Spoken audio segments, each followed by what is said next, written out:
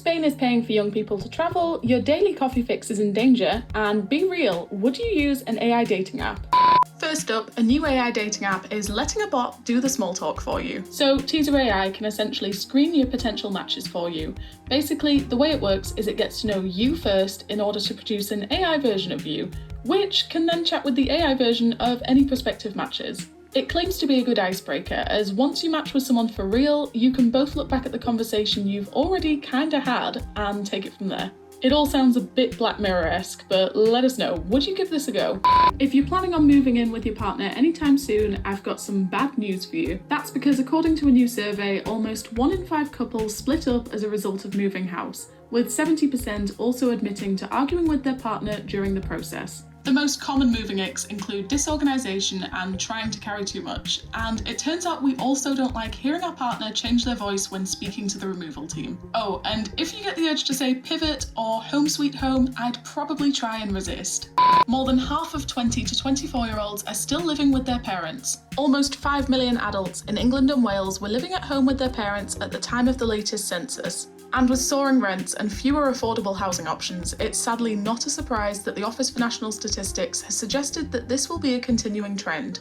In better news, Greggs has finally won the fight to sell late-night sausage rolls. Following a court battle, the London Leicester Square branch will now be able to sell pasties until 2 a.m. at the weekends. So pizzas, chicken goujons and hot baguettes will be off the menu past 11 p.m. But if you've ever dreamt of having a sneaky 2 a.m. steak bake, you're in luck. The annual ranking of LGBTQ+ friendly countries in Europe has just been revealed. Malta came out on top in this year's rainbow map with 89%, with Belgium, Denmark and Spain following closely behind. Meanwhile, despite coming away with the same score as last year, the UK fell further down the table, moving from 14th to 17th place, with Ireland, Germany and Greece all overtaking this year. Spain is paying up to 90% of young people's bus and train tickets this summer, but there's a catch. It's only for people who are both aged 18 to 30 and a Spanish resident. So it'll run for 3 months from June as part of a wider effort to help the tourism industry recover from COVID. UK government, you listening?